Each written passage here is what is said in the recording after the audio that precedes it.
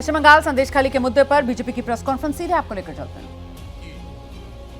रोक हटने के बाद गिरफ्तार किया तो मैं बहुत साफ पूछना चाहता हूं कि यदि आपने ईडी के विषय पे गिरफ्तार किया है तो पश्चिम बंगाल सरकार उन्हें ईडी को क्यों नहीं सौंप दे रही है।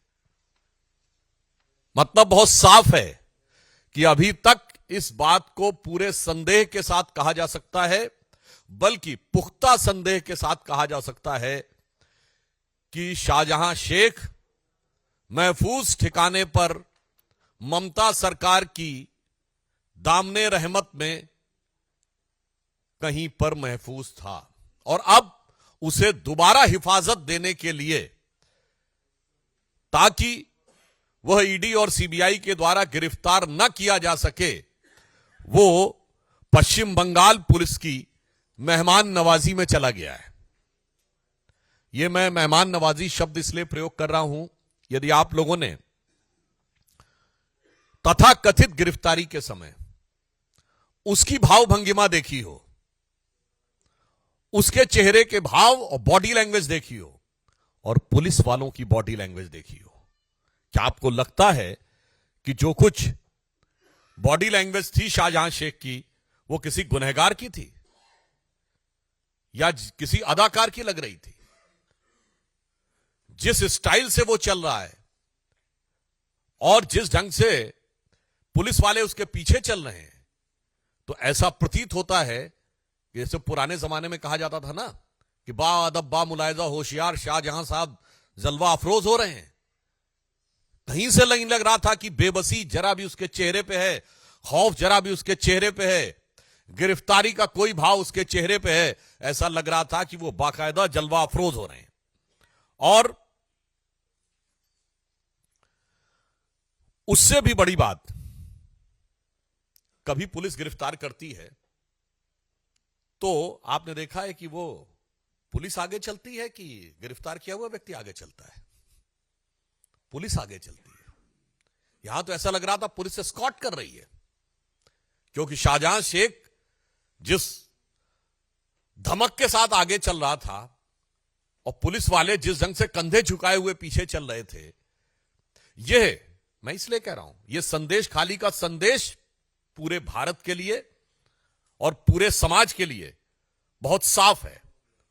उससे बड़ी आपत्ति हमारा साफ साफ पूछना यह है कि जिसको ममता जी ने फ्लोर ऑफ द हाउस पे डिफेंड किया,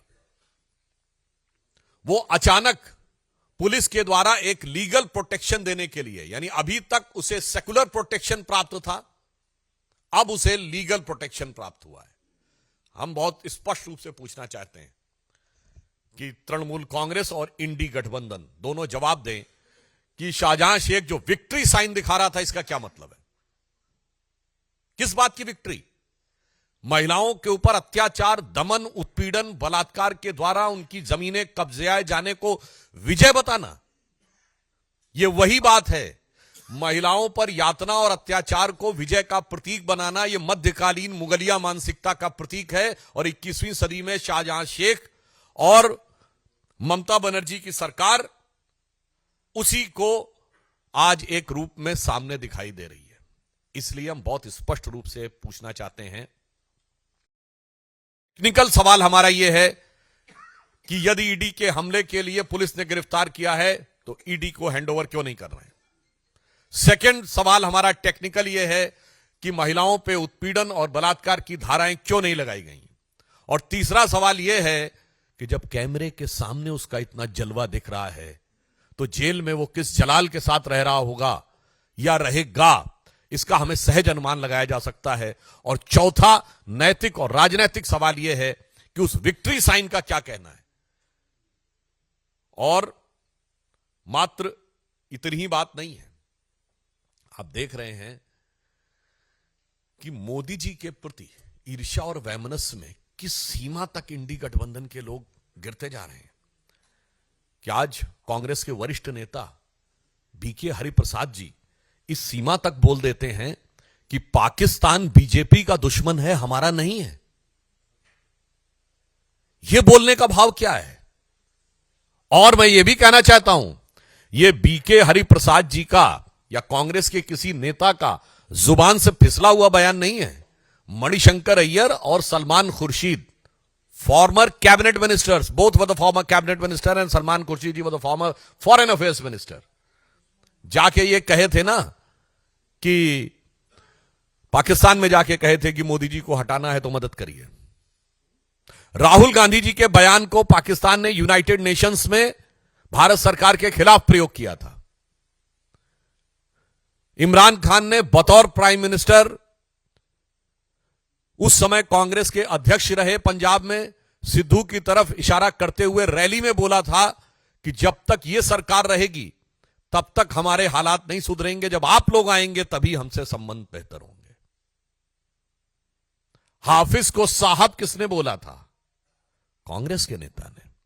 और हाफिज सईद का वो वीडियो अवेलेबल है जिसमें वो कहता है कि भारत में सिर्फ बीजेपी जैसे खराब लोग नहीं है, देखिए आज कांग्रेस पार्टी ने तो ऐलान कर दिया है कि आप पाकिस्तान के खिलाफ जो कर रहे हैं वो बंद करिए, कोट अनकोट। तो साहब ये प्यार का इकरार दो तरफा है। इसलिए मैं बहुत साफ पूछना चाहता हूं, एक तरफ आप अपराधी आतंकवादी तत्वों को समर्थन दे रहे हैं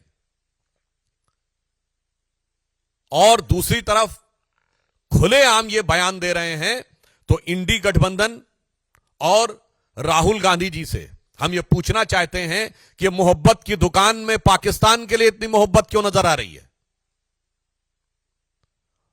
और ये फिर मैं बोल रहा हूं, again I am quoting with the reference, Barack Obama ने अपनी किताब द प्रॉमिस लैंड में 2010 में भारत की यात्रा के समय तत्कालीन प्रधानमंत्री डॉक्टर मनमोहन सिंह जी की वार्ता के आधार पर लिखा था कि 2008 में 26/11 के हमले के बाद भारत की सेना एक कड़ी कार्रवाई करने के लिए तैयार थी।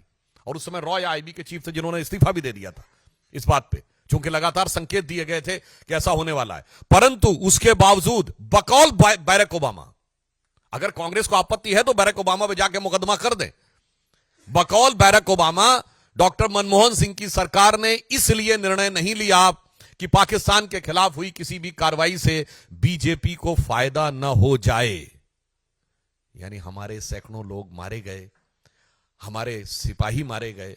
तुकाराम मामले को तो याद है, हाथ में वो पकड़ते हुए गोली लग गई। तो देखिए शेख शाहजहां के मामले को लेकर सुधांशु त्रिवेदी को आप सुन रहे थे, बीजेपी की प्रेस कॉन्फ्रेंस, और तमाम उन्होंने बड़ी बातों का जिक्र किया गया। ममता सरकार को भी घेरा गया, ममता सरकार के संरक्षण में था शाहजहां, इस बात का जिक्र उन्होंने किया।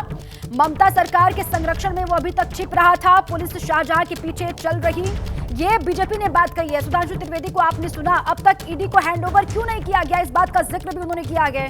श्रीनिवास, अब देखिए पूरे के मामले को लेकर जिस बात का जिक्र बीजेपी लगातार करती रही शेख शाहजहां को लेकर, उसको दोहराते हुए सुधांशु त्रिवेदी एक बार फिर से दिखाई भी दे रहे हैं। उन्होंने कहा कि अभी तक बच रहा था शेख शाहजहां इस वजह से क्योंकि उसको संरक्षण ममता सरकार का था। देखिए दीपा, जिस तरह से शेख शाहजहां की आज गिरफ्तारी हुई है सुबह 3 बजे, और सबसे बड़ी बात यह है शेख शाहजहां वहीं से पकड़ा गया। आप जो देख रही हैं, जिस टापू पे संदेश खाली है उसी टापू के एक इलाके से शेख शाहजहां को भी गिरफ्तार किया। तो इस पे शक, जाहिर सी बात है कि शक होगा कि भैया जब शेख शाहजहां वहीं थे तो 55 दिनों तक आखिर गिरफ्तारी क्यों नहीं हो पा रही है। और देखिए राजनीति और सियासत क्या होती है ये तो मैं नहीं बता सकता, लेकिन इस वक्त मैं कोर्ट में मौजूद हूं और यहां कोर्ट ने जिस मामले में 10 दिनों की रिमांड पे भेजा है शेख शाहजहां को, वो मामला है नजरहाट थाने में ईडी के द्वारा दर्ज कराई गई वो एफआईआर, जिसमें ये कहा गया कि शेख शाहजहां और उनके लोगों के द्वारा हम पे हमला किया गया। तमाम संगीन धाराएं हैं, 307 यानी कि हत्या का प्रयास, पुलिस को सरकारी काम करने से रोकने का प्रयास, ऐसी तमाम धाराएं हैं। तो ये जो कार्रवाई हुई है वो ईडी की कार्रवाई पे हुई है।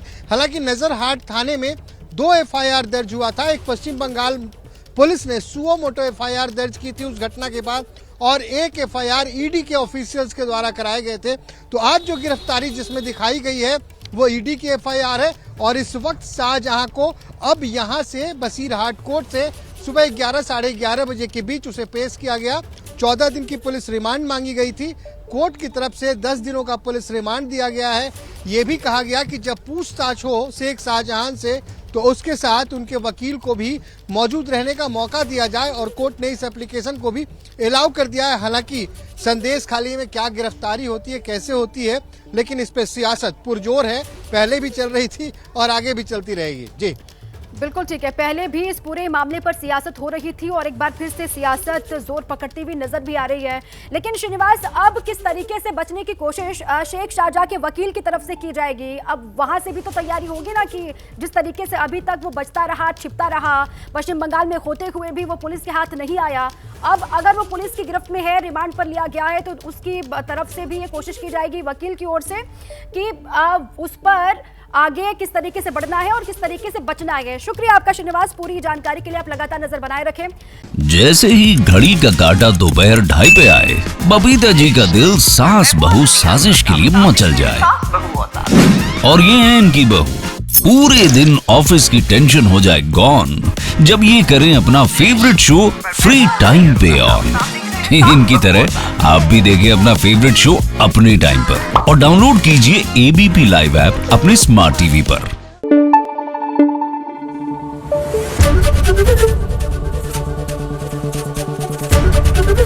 एबीपी न्यूज आपको रखे आगे।